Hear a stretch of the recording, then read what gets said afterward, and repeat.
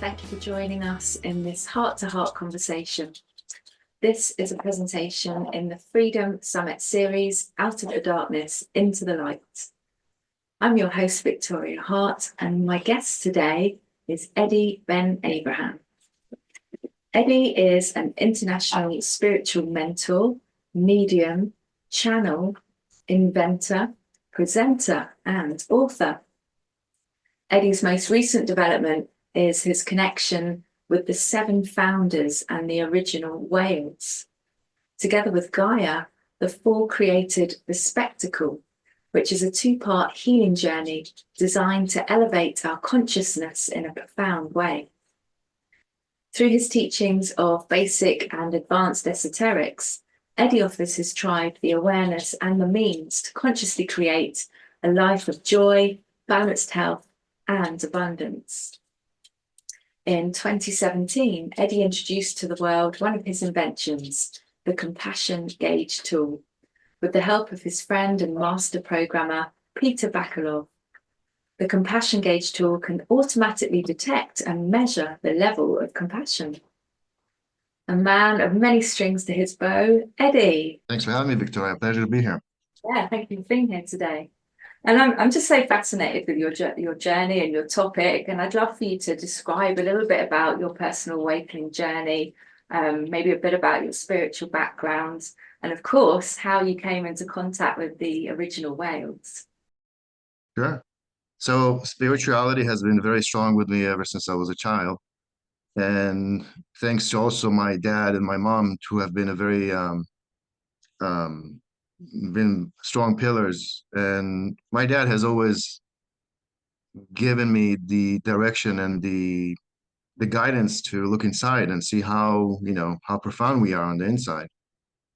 And there's some ancestry there also with shamanic heritage from the ancient land of Persia. Wow. Um, so the the main process has taken its full or started in late teens, early 20s, and from that on, um, mostly mentors and information that came in from different sources. One primarily has been Cryon by Lee Carroll. Mhm. Great teacher, um, beautiful stuff, and then the growth and the expansiveness of this whole journey has taken steps along the way, and then into my 30s as I have discovered my ability to also read coffee. It's Yeah. something I was exposed to since I was a kid, and then I started practicing it and doing it myself. And it has become now it's a fully blown, like very intense process and very deep and profound instrument that I use to help people. Mm. At the same time, around 2011, 2010 is when it's around the time when I call the spiritual boot camp has begun. And this is sort of like the final phase before I got to this point where I'm today. And since that time, it was channeling different sources. It's been writing and developing my own understanding about life and the esoterics. Mm. So a lot of the esoterics have come in through channeling at the same time as I was receiving some information from the outside, other sources. And then in 2019, it was fully me. What do I mean by fully me is I disconnected from all external sources in order to bring forth the information that's coming in through my channeling. Mm. So there are no distractions or no distractions mostly. 2019, I was instructed to build Vortex, and so we can create a platform for people to come in and be at home and provide the resources and tools for them to move into the next phase in our evolution. And today, We have on Vortex the spectacle, we have courses, we have classes, we have free stuff, we have some paid stuff, the sessions. It's a community. It's similar to Facebook. It works like a Facebook platform, um, free. Um, and here I am today with you. And along the way, let's not put this out. Along the way, in the last 2.5 years, a new energy have come forth to guide us. And at first they said, we are seven. We're coming to share with you some secrets of the universe. And I said, okay. And then months later, they showed up again and they said, we are the seven founders. We represent the original whales. And we are here to show you some stuff, to teach you some stuff. And that was 8 months of going to the beach every day, standing in front of the water and talking and recording whatever the information they came up with. Mm. And from that, we delivered the spectacle after a few years, after a couple of years. And there's more stuff coming up, a lot more stuff. And the next thing we have working on is utilizing some of the aspects of the language of the whales in order to put it together into a new type of healing process that is very powerful and very quick, relatively quick. Still working on it. We'll see how this comes along.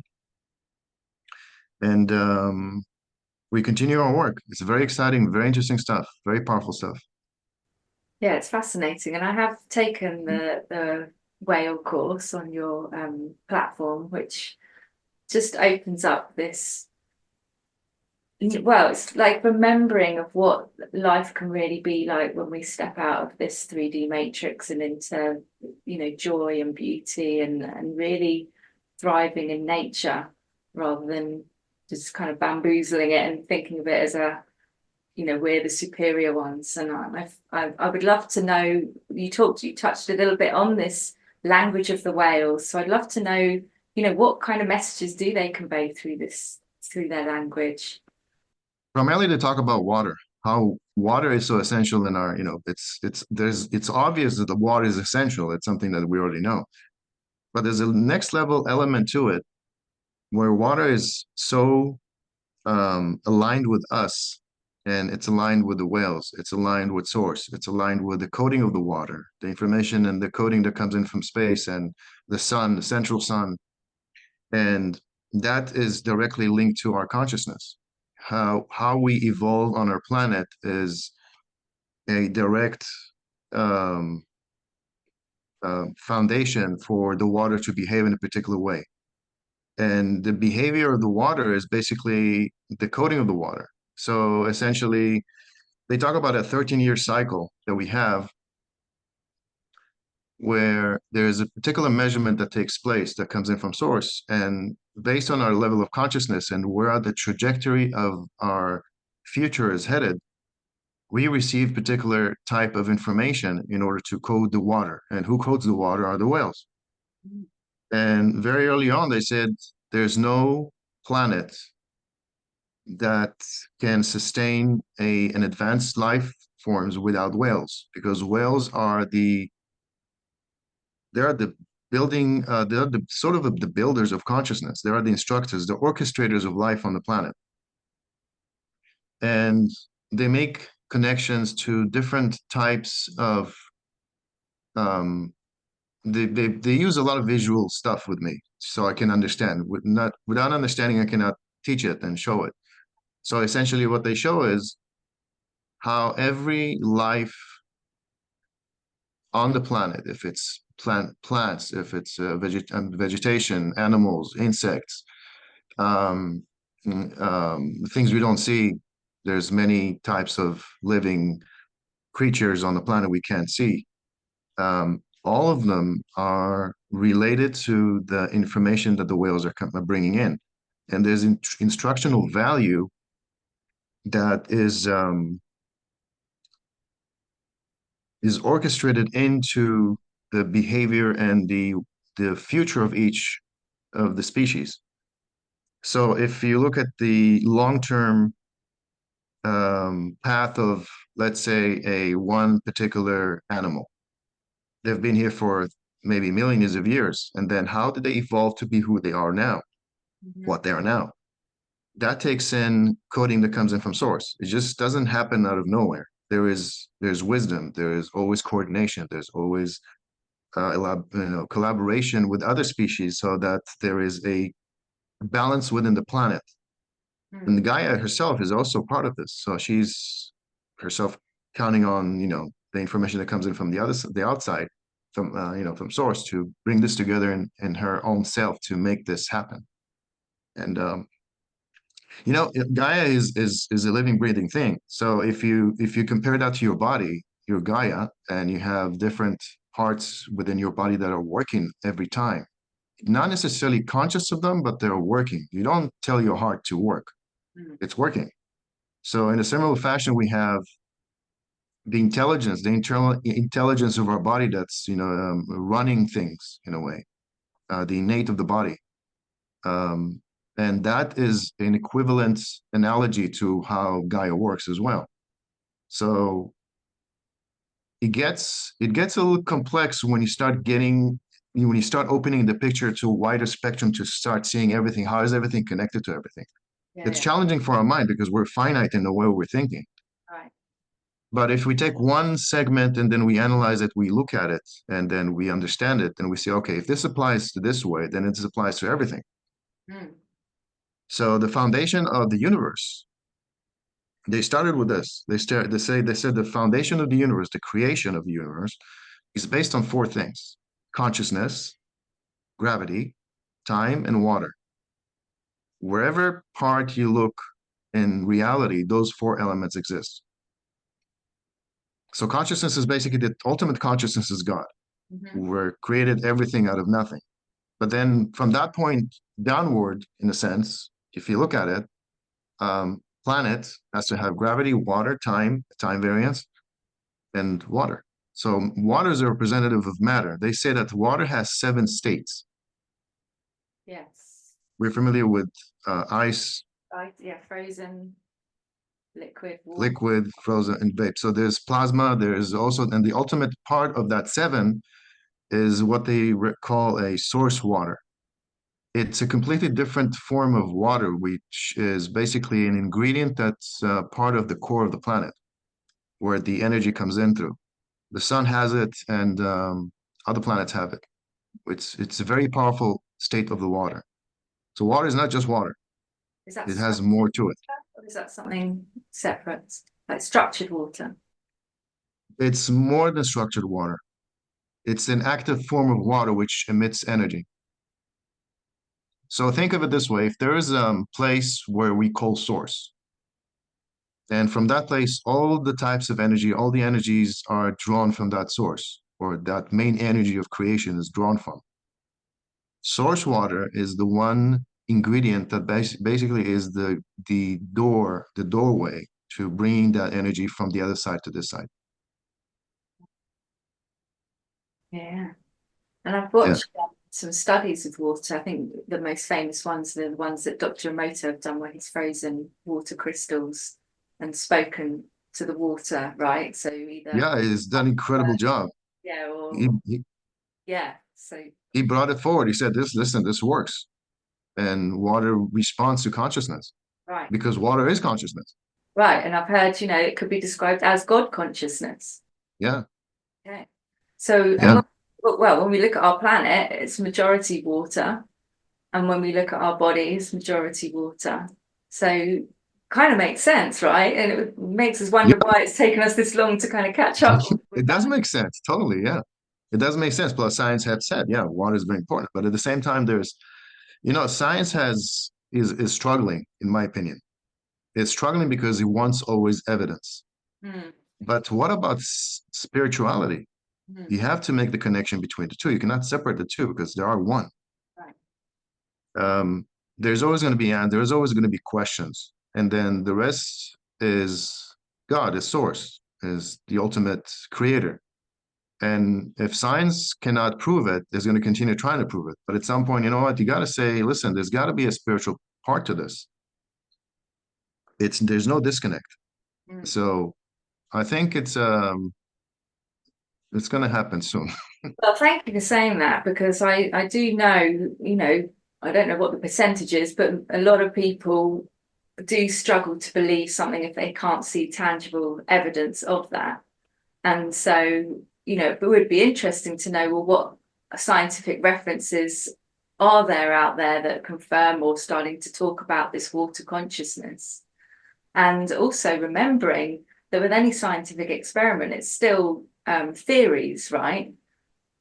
So in some ways, it's the same as spirituality because we're being given downloads or theories and we're expressing that. And of course, our truths may change as we get to know new things along the way as well, right?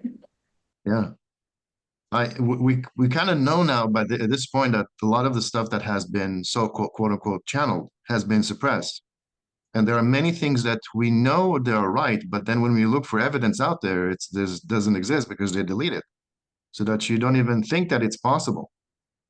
And so the acceleration the of consciousness in the last 40, 50 years, which has delivered to us the ability to channel in easier ways. The veil is thinning. And so your ability to channel is much quicker now than before. And that in itself is a delivery system that no one can say it doesn't exist because you know it. When you know something, nobody can tell you you cannot unknow it. You cannot know it, right? If you know something, you know something. I cannot delete it from you. So if you've had a vision of something and it happened a few days later, that means you tapped into possibility, a potential. So how's that possible? That means you have the ability because you're part of it. So consciousness has the ability to tap into the future, past, and present places where, perhaps you say, no, I don't know what's going on there. But if you put your mind into it and you develop the skills or train your muscles in your mind, the pineal gland and other parts of your beingness, then you're able to see stuff that maybe perhaps others can't or won't believe or they want to believe they can. Yeah. And actually, one of the things that I like to say is, why do we say, oh, I'll believe it when I see it? And if we flip it around, say, well, when you believe it, you see it, right?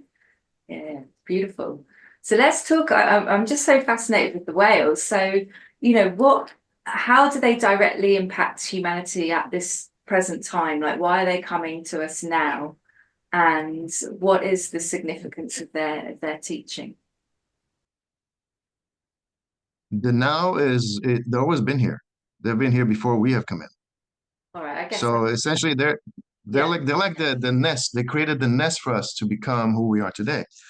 If you look back in history, it's not a linear. There's been civilizations here on the planet many times, um, and our phase, our little point in time where we are here in our, this who we are today with our type of DNA, has started about 200, 250,000 years ago. They've been here for 30 million years.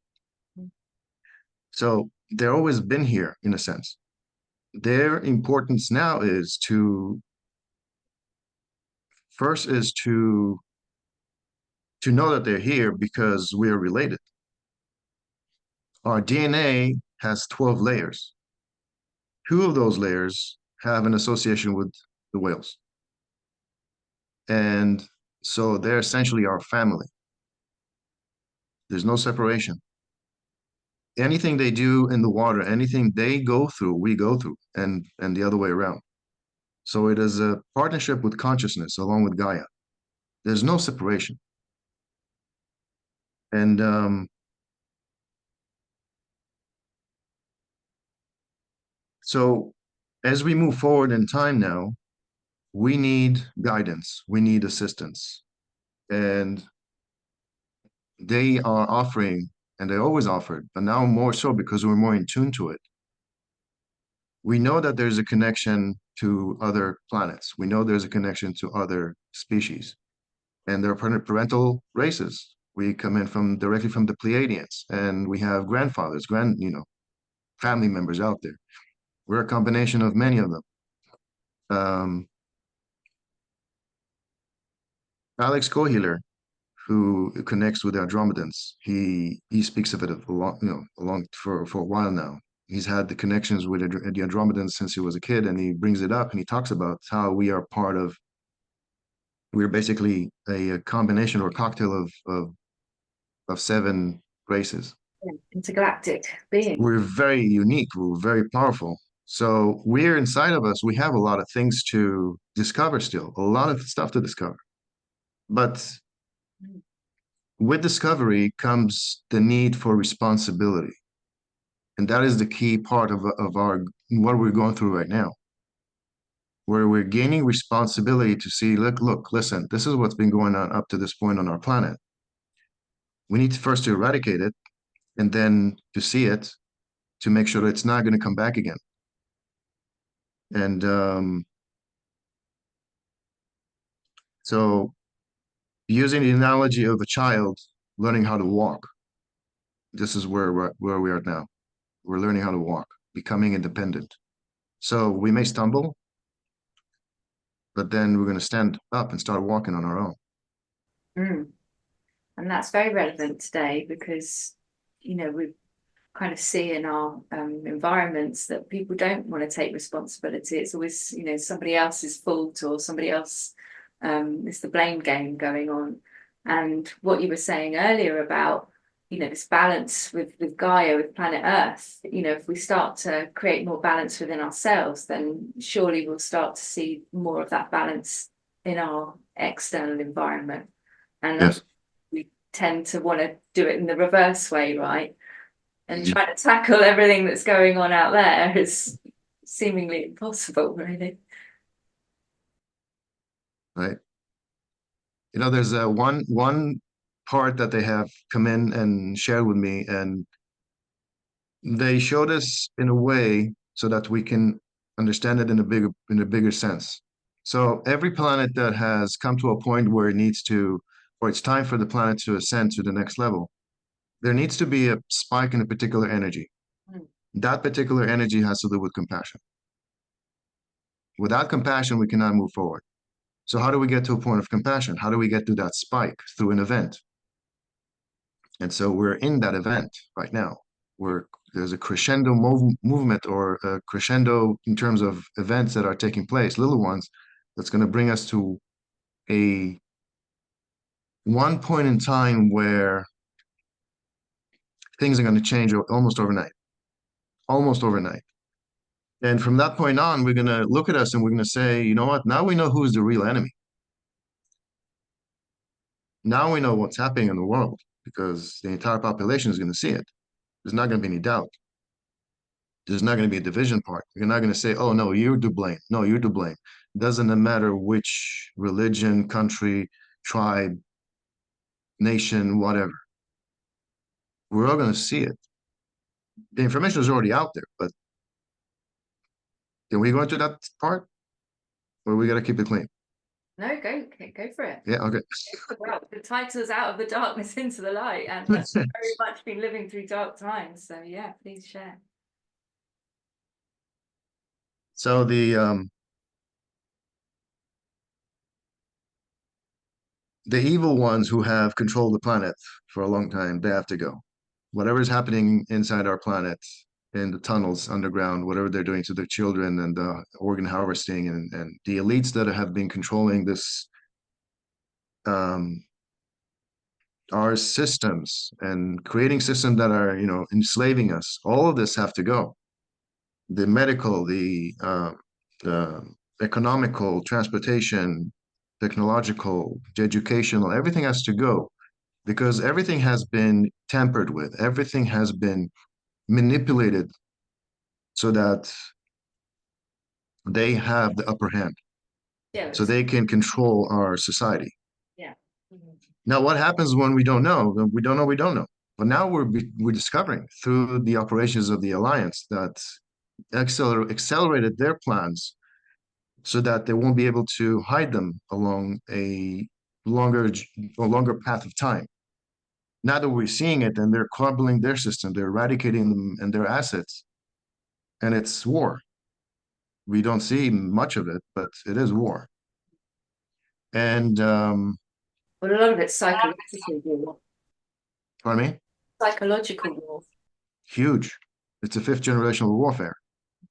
So information, as you said, and whoever has the upper hand, they know they can win. And so now they know they're losing. They're already lost, technically. Light has won. We're coming out of the darkness. So in my opinion, the way I see it is we already won. We won this game. The only thing we have left to do is just play out this 5 minutes left in the game where we're leading by so far, but we have to play out this last 5 minutes. And this means that it's going to get bumpy because the dark is not going to leave without a fight. It's arrogant, it's evil, it's sinister, and all the above and more so. A lot of stuff is going to be coming out and it's going to be very tough. I said this many times. The truth is going to be more challenging and more painful than the actual war itself. Imagine, or you don't have to imagine much. Everything that we know um, has been a lie,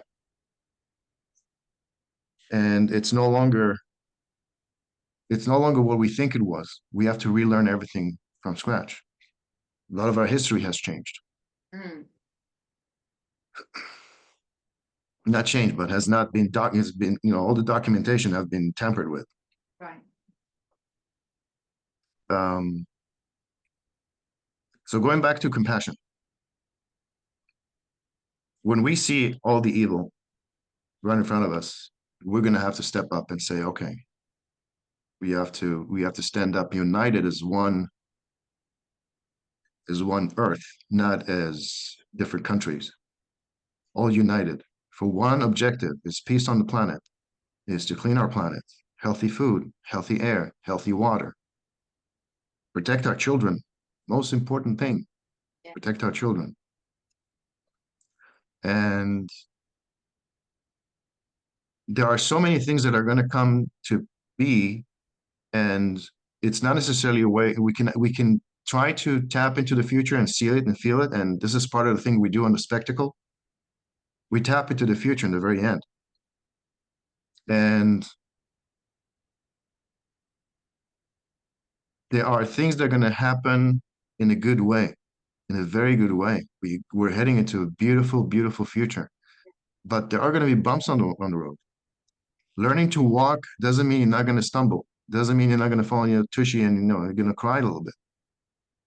But you know where you're heading into.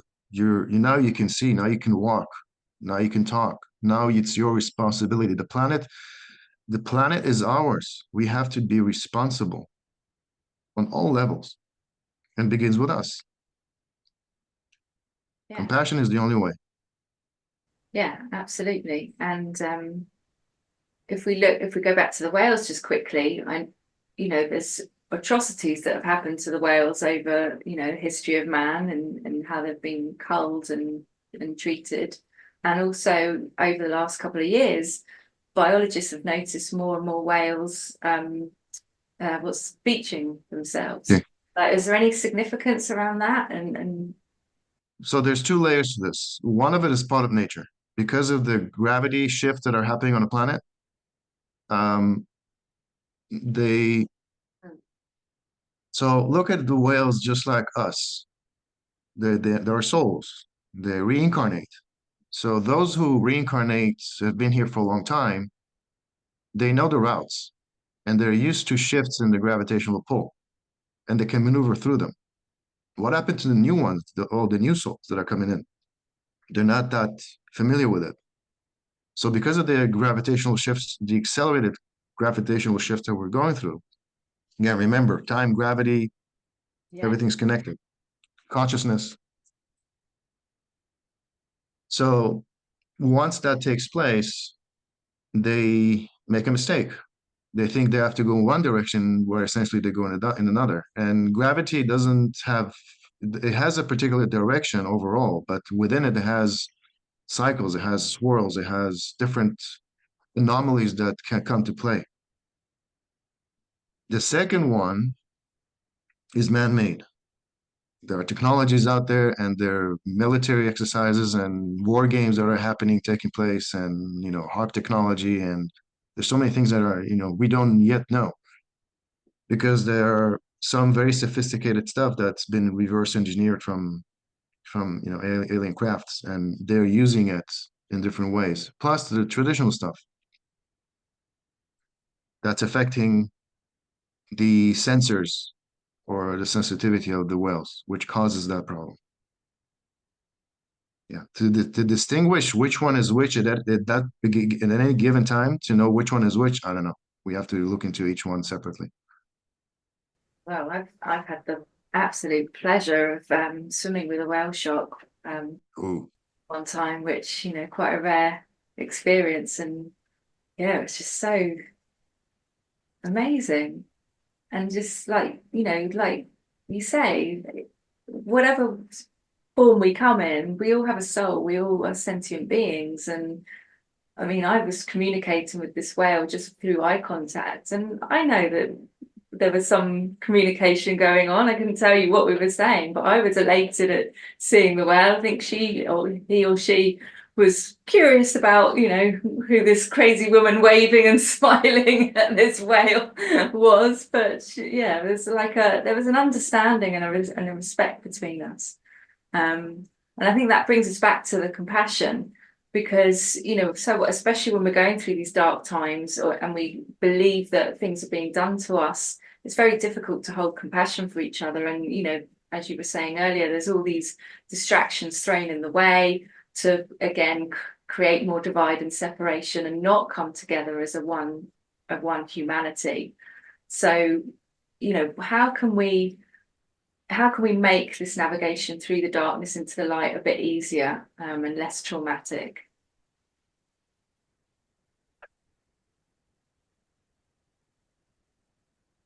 it's not an easy process. I'm not gonna scatter tons of, yeah, it's gonna be excellent, fine, and everything's gonna be very easy. It's not gonna be easy.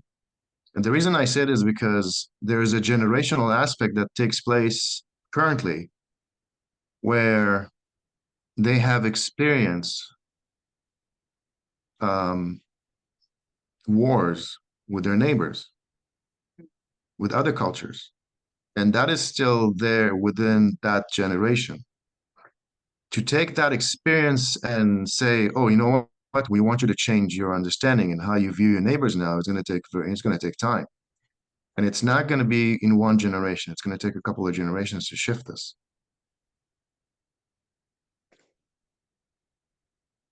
So, in essence, our prayers and our intent and our individual actions is affecting, it's causing a shift. We have already made a choice to stay here. Light has already won. And why do I say this? Because early on, in a few years ago, and I'll explain soon when, um, we have already made the choice to stay and not restart the game, because Earth has gone through some restarts. And this time, there isn't going to be a restart. There's just going to be a continuation where we're going to continue. We're staying. We're not going anywhere. Had we not made the choice to stay, Earth at this point would look like Mars. So here we go. We're not going anywhere. Have fun. What I meant by years ago is there was a measurement taking place. I think there were a few of them, not only one. Because as I said, there's a 13-year cycle in the measurements. But there was one significant one in 1987, I think, with the harmonic convergence. It was a planetary meditation for peace, where it basically signaled to the source where you want to stay. We don't want to go. And that put us on a different trajectory. And whatever we're going through now is a result of that choice. Responsibility. You want it to stay here. You need to know the truth. You need to clean the planet. You need to take responsibility. You got to start rebuilding things in the new with the new understanding of unity, understanding that Gaia is you, and she's resilient. she's gone through like a lot of stuff, a lot of shit. She's not like, if you use your car for, if you use gasoline for another 100 years, it's not going to destroy the earth. It's going to destroy the quality of the air, which is going to affect you. Yeah. Again, it's your planet. All comes back to us. It does come back to us. Yeah, she's going to survive. She's going to be okay. Um, so when it comes to being responsible, is to go back to the beginning of your question. What we have to do is take responsibility, and it begins with us, with ourselves, and knowing that we're here to stay. You've been here, and you're going to come back again. You're not going anywhere. And so this responsibility, like if we touched on it earlier with the whole, all the systems being controlled. So whichever way we try and engage in life, it is slavery. So people engaging in these, doing a job, they're just doing a job, they've applied and taken on a job in whatever industry or form it is. So how can we encourage more responsibility over that? Because one thing I often talk about is, how do I say, like, yeah, being responsible for the choices we make. And if we're just doing a job because, oh, I need to pay my bills, actually, that's not being very responsible. It's like, how can we bring something, like find what our uniqueness is that we've got to offer our fellow humans, our planet, and actually hone in more on that and reflect on what we can bring, rather than just taking a job and maybe perpetuating these systems that are kind of keeping us controlled. So there's two things I can see here. One is that those who can already see that we're living in a cage in a way, and we've been enslaved. They're making their part. They're taking their part in dismantling it, or stepping outside of it, growing their own crops, having their own land, own communities, and don't play out to that system. Now that is difficult and it's challenging because the system has engulfed us in all the variations, and it's very tough, very challenging. The second part is, imagine yourself a bird in a cage. It's given food and water. You tell it, here, the door is open. Let's go. No, I have food and water here. Why should I go? I need this. So this analogy is basically the same thing as we're going through right now. There's many families who are inside this cycle, this rat trap. Robert Kiyosaki calls it the rat trap. You know what? Yeah. Uh, um, to step out of it in a whole, in terms of the entire system, entire Earth, we have to destroy that, dismantle that system, so that in bringing something new that is sustainable, that is for humanity, it is for good health, it is for balance, it is for the children, it is for everything, for the environment, for the water, for the food, everything that is, I know that there's so many, at least 6,000 from what I understand, at least 6,000 inventions that are getting ready to be released afterwards. Oh, wow. It's very, I mean, you can see it. There's enough evidence to show that those who stood up just for 1 second to show us something new, they were killed. How many people out there came out with a car that can run on water? In the last year, I counted 5 people that were killed in the past. And that goes with healing. It goes with um, traditional healing as well. And at the same time, some healings that we do, energetical healing. How come they take that away? Why do they say it's not real, where in fact it is real?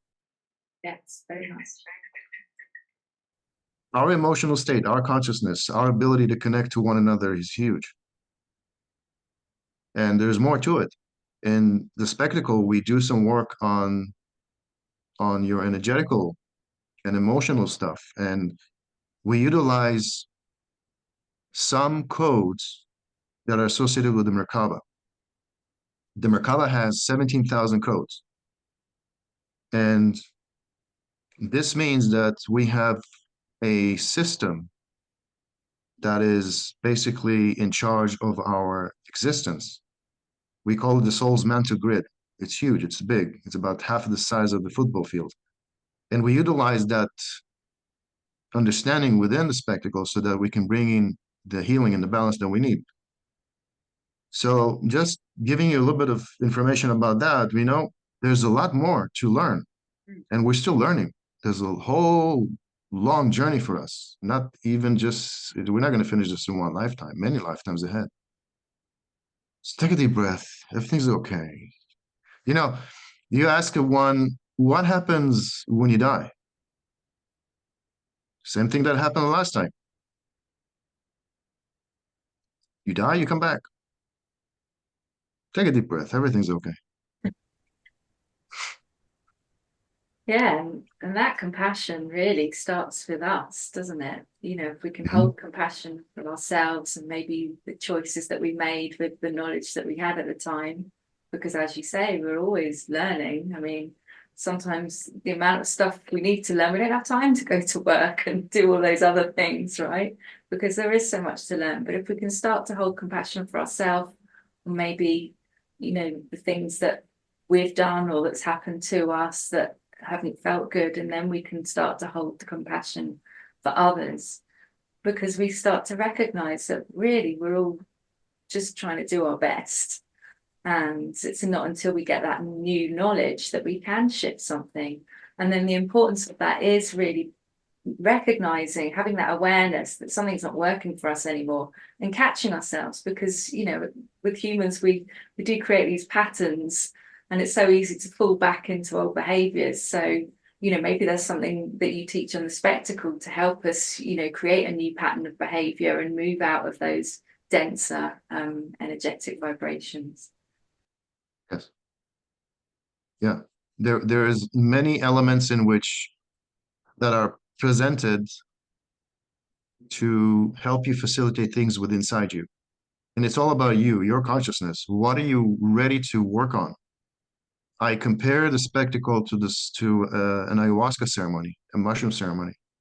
And the reason I compare it to is because ayahuasca is a very intelligent combination of plants. And when you come to a ceremony, you come with intent. There's an intention to do something. Let's say somebody is ready to quit smoking, or somebody has a pain in their body, or they have some illness or other stuff, or they have an emotional burden they have to, relieve themselves from. And in our mind, we have a thought, okay, I want to do X, Y, Z. But when you come to a ceremony and you begin the ceremony, ayahuasca immediately takes you in her own way, in her own journey. And it is a collaboration with your higher self, your innate, and all the other systems. And it will journey you through. And the reason I'm emphasizing a journey, because this is very similar, there's parallels. It will journey you through an experience that is only solely unique to yours, to you, so that the provisions that are given through the medicine and the spectacle is given in that particular time. And can you do it again and again? Yes, you can do it again and again. That's why I say I want this to be a home for you.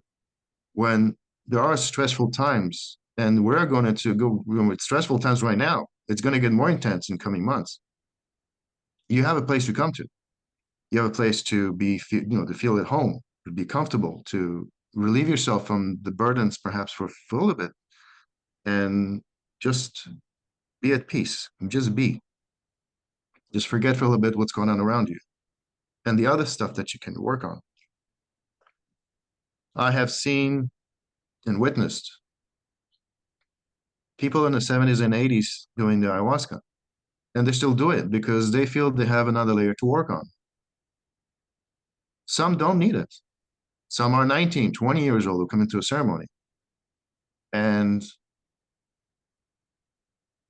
to say it's something that you have to have, no, each one in their own way.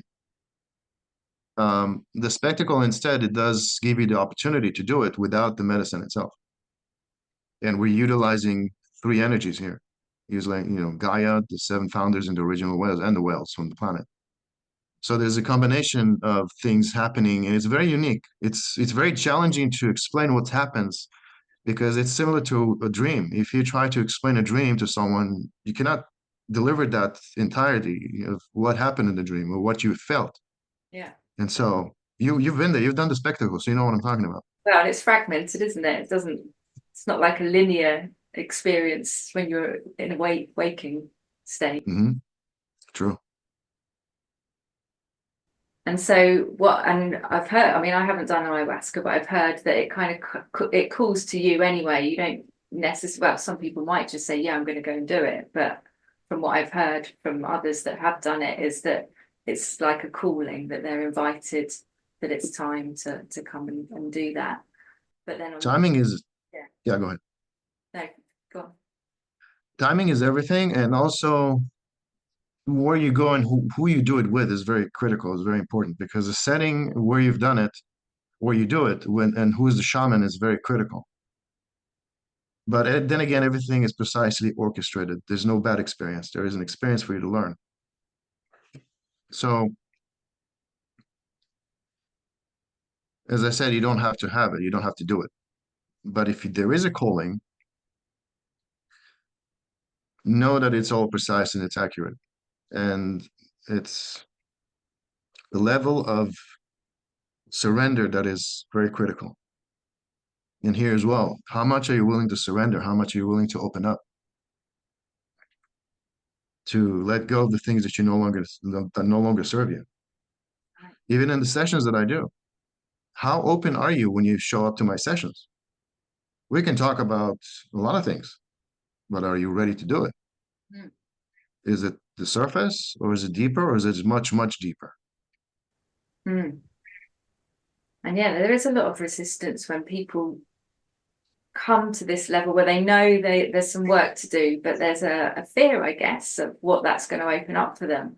And so maybe you've got some stories to share, but I know from my own experience that it's actually the fear really is there before you take the step. It's the fear of the unknown. But then as soon as you start to plunge into it, a lot of the time it's not as, fearful as you envisioned, you've created in your mind.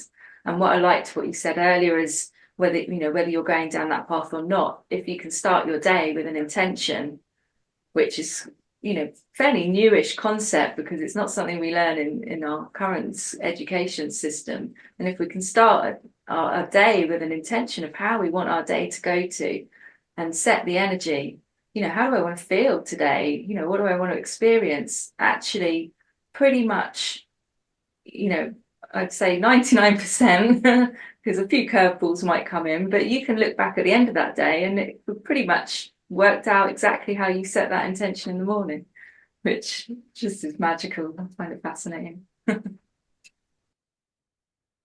Our mind creates it, our consciousness creates it, we create our reality. Yeah. Do we create it 100%? In essence, yes, we do. And some may say, no, how can that be? It's not possible. Depending on the of layers of creation and how time plays a role in this. And the reason I say we create everything is because it's not from this day, perhaps, it could be from long ago. But in essence, you are in charge. You have a choice. I have a choice right now to say other things. Am I going to choose to do it? It's my choice. Choice is the catalyst of life.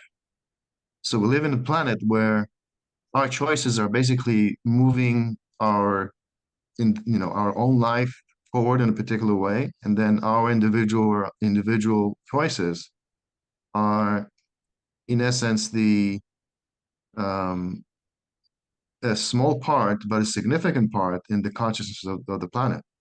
So the more of us think in compassionate ways, that's contagious. Yeah. And this is the most contagious good thing we can do to ourselves is being joyful to ourselves, happy with ourselves, increase our level of self-love. And self-love is not an egotistical thing, depending on how you look at it. It's a journey. It's unending journey from the moment you take your first breath to the last breath, and then once again. So if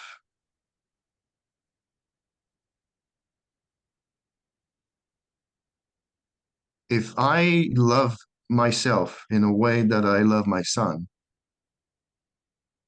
yeah, or as the way that God loves me, then what prevents me from loving everybody else the same way?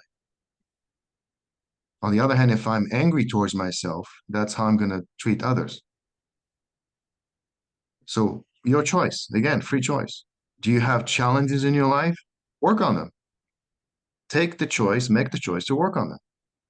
Make it the intention and let God take care of it because the synchronicities and the opportunities will come your way. It works that easy. Now it works much faster and much quicker than years before. Right. And the more we're open to that, the more we'll start to see that come into our awareness. And then the guidance is there for us to take. You know, we take the first step and the next one appears. So let's go back to this compassion tool because you have a tool on your website, which I took a test the other day. So yeah, tell us more about that and how people can get involved. So it's very simple in the way that it works. You basically just click a button and then measures your compassion at that moment. And how can that be? So Yeah. again, we talk about consciousness. So we have a state of being at any given second. So right now, at this moment, I have a particular state of being, and you have a particular state of being. It could be an emotional one, it could be an energetical one, and so on. It could be a love, anger, fear, sorrow, tiredness. It could be anything. So I've identified the particular energetical frequencies of how compassion feels like, or what it is, and put that into a software. So Peter has come in, and a dear friend who he put that into a software. I gave him the information, he put it into a software. We launched it on back then in 2017 on gollygoose.com. And that website is basically I plugged in a lot of positive videos, lifting videos. And the objective was and still is when you go into the website, you watch that video. When you're done, you click the button, you click the compassion button. It simply says vote. Yes. Once you click the button right after you watch a video, it will register you instantaneously how you feel and rate you from 0 to 10. 10 mean most compassionate. Now, what does this do? We know how much compassion that story evokes in you. So in essence, you're automatically doing something just like a like button anywhere, but this actually collects a particular energy. It doesn't know your name, it doesn't know anything. It basically, your intention, your mindset, your consciousness, your state of being in that moment affects the instruments. We have, and if we affect everything around us. And I put it out there, 2017. I thought people will understand me, but no, nobody understood me. Hopefully, maybe now people will understand you more. Well, it works, and we tested it ourselves, and I put it on Vortex as well on many pages. You really can go in there. You can click only once on every page. You can come back from a different machine, from a phone and a computer to do the same page if you like. And it can show you a 0 as well, but it doesn't mean you're not compassionate. It means that just that particular state of being, it's not.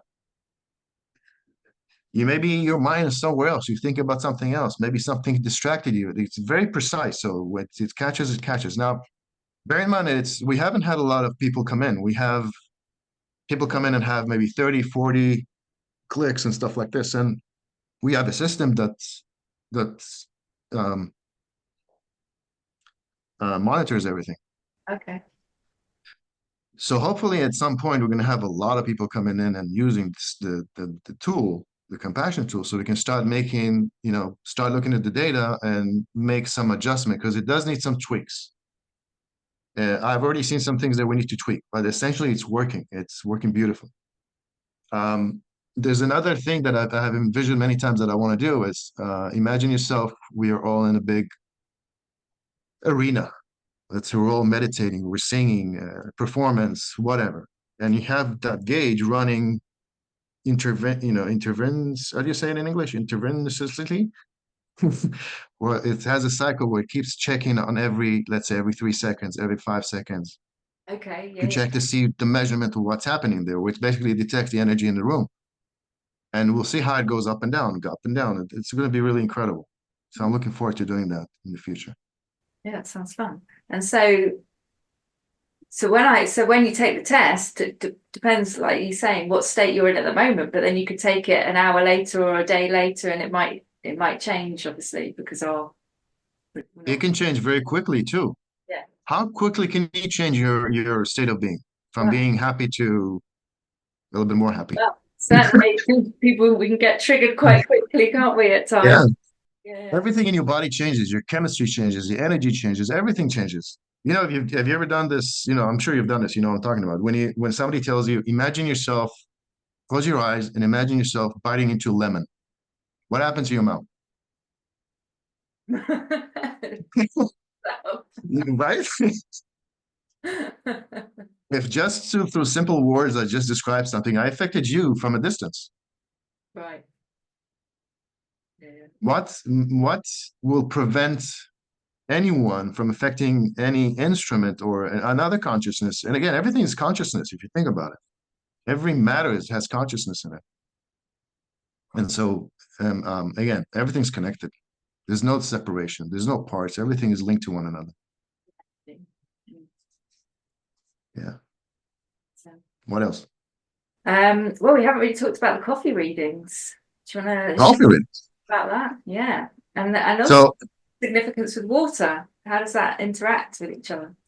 there's a good question. And I'm glad you brought it up because um, for a long time, I thought it was the coffee. It's not the coffee, it's the water in it. Ah, It's the water in the coffee. Again, everything's water. So the original process of coffee reading is you go to a reader, you sit down at their office or home, and you drink the coffee, and then at some point, it's Turkish coffee where you have the sediment at the bottom. It's not the drip American coffee because there's no grains. So you prepare the coffee, you sit down, you talk, you chat. It's a very, very unique time to sit down and talk. And then when you're done with drinking, we turn over the cup. okay. When you turn over the cup, you get to see these little drawings, lines, letters, words, animal, energy lines, people, children, family, sex, uh, song, the cup, translated based on what the cup is saying and what the intuition brings in at that given moment. So my work is a little bit different. For many years, people used to come to my place. I used to go visit them, and then I put an end to it. You don't have to drink the coffee. Okay. I turn the coffee for you. I don't drink the coffee. I invite your energy to the cup, to the water, and then I turn the cup. It's the same exact thing as if you were drinking the coffee. Hmm. I've been doing it for many years, and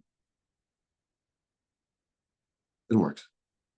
And so what is there like a timeline that you work to, or yeah, what is it? How does So it? the cup itself gives you between 8 months to a year and a half on average, depending on how open, what it's giving you. It's the same like ayahuasca. What does it want to show you?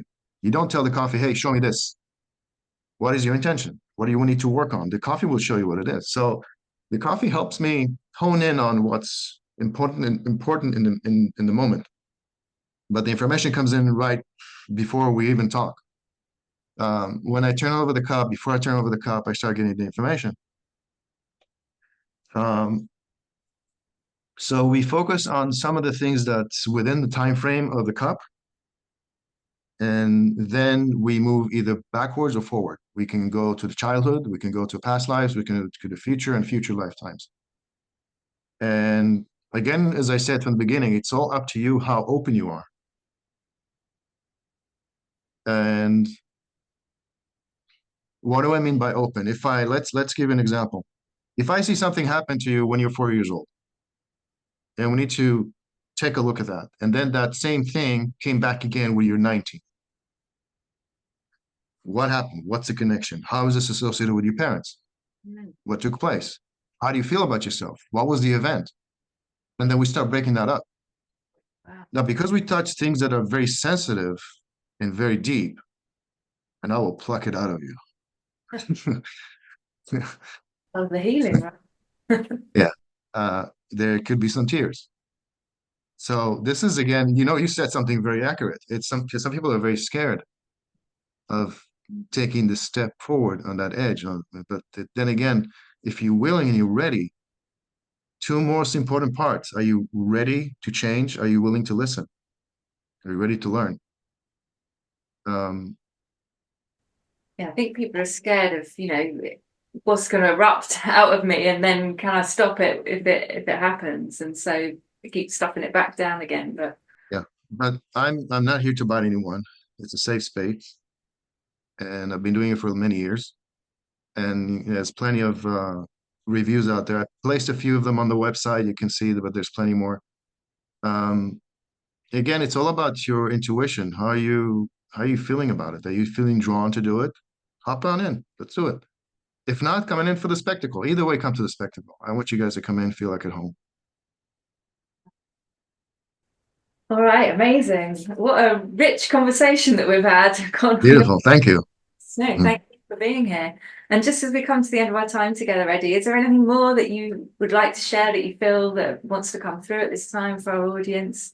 And then maybe you'd like to share about your offer and how people connect more deeply with you. I'll do both of them. I'll share with you where I am. Vortex, VORT8X. Register. It's free. We have four lessons about the whales. And we talk about, so the whales wanted me to write a book, the 5 series book or six. I'm losing track already. Um, so I said at some point, listen, I'm not going to write a book now. It's too much. So I put together 4 classes where a substantial amount of information is there. It's free. Come on in, enjoy. At the same time, there's another class about the soul's mental grid where we talk about the Merkabas. Um, and the spectacle is there for you. And then if you choose to do my sessions, there you can book a session. If you choose to hop in on my course, I have a 9 month course to transform your life in a big way. Now, to the second part, 2024. Yeah. We're already in it. It's already started and it's very intense. I'm very active in sharing information on Telegram as well and Facebook.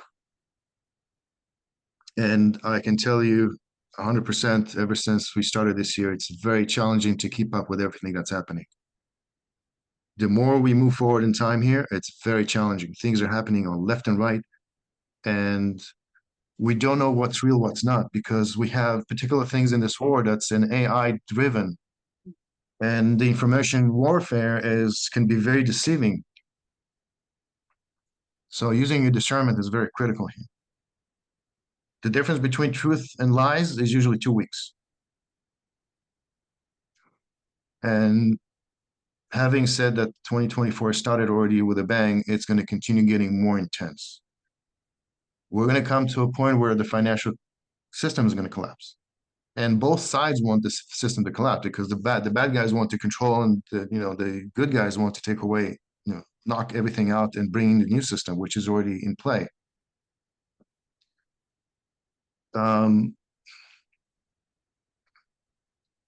In some parts of the planet, it's going to be very intense, it's going to be scary. So be ready, just have extra water, extra food, just in case, extra cash, and medicines if you need, whatever you need for your family. If you're in a cold place, wood, burning ovens, best case scenario to help yourself and keep yourself warm. What else? As challenging as it may be, know that I want you to know that you're safe. Being that mindset, being that beingness, knowing that everything's okay. knowing that you're safe. And we're heading into a beautiful, beautiful future. Yeah. As challenging as things may look like and as are, there is going to be challenging. It's not easy, it's not easy to pull the rug under your feet. We're stepping out of survival mode at the same time.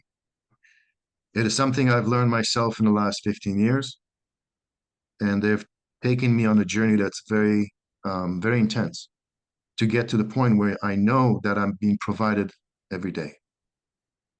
And I'm giving everything that I need every day. And this is where we're heading into. So humanity has to let go of survival. Trust God. Know that source is providing. And walking together with spirit, meaning you're creating your reality as you walk. Yeah. This is a incredibly powerful stuff, and this is where responsibility comes in. I want to give you an example of what I mean by responsibility. Excuse me. Telekinesis, the power to move things with your mind. And let's call that a gift. Every gift you receive, the level of responsibility is exponential to the value of the gift itself. Right. Right? So having that power to move things with your mind can be beneficial, but at the same time, you can hurt people. Yeah. Great power comes great responsibility, right? Yes. And it's exponential. So every gift we're receiving now, including the responsibility of the planet, is we need to get to that point where, okay, we're ready to go, because we know, we are aware. We cannot be reckless anymore, and not give our power away to those who have been deceiving us to let go of the power.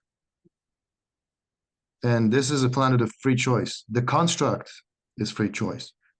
And that's the reason they have to advertise everything. They advertise their plans, they write their plans so that we know that what they're doing is okay on our end. It's always out there for you to find. It's always out there. It's written. Go to their websites all over the place. Yeah. They put it in movies, they put it in songs and everything.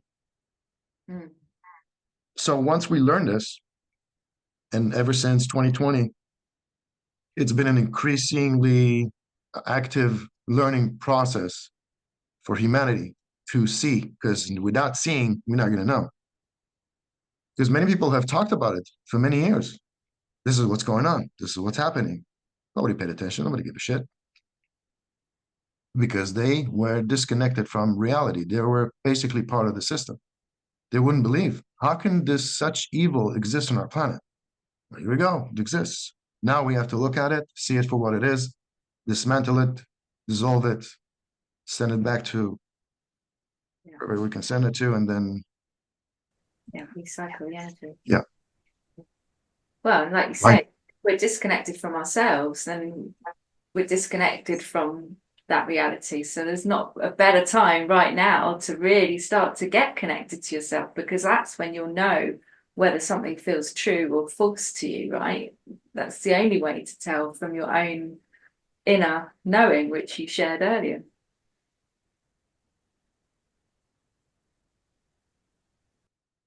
Exactly that.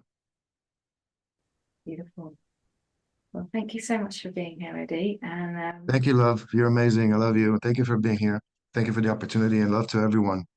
Yes, and we'll pop ways that people can connect with you and work more deeply to uncover themselves and with this beautiful life or beautiful world that I hope that we can create. One of this clean water, clean food, compassionate living. So thank you.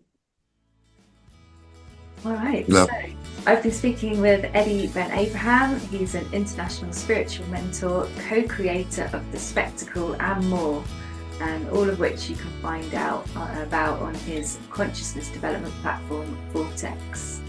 So thank you for listening to this heart-to-heart conversation, brought to you by theconsciouscreationcoach.com. empowering you to create a new story of your life. Thanks for being here.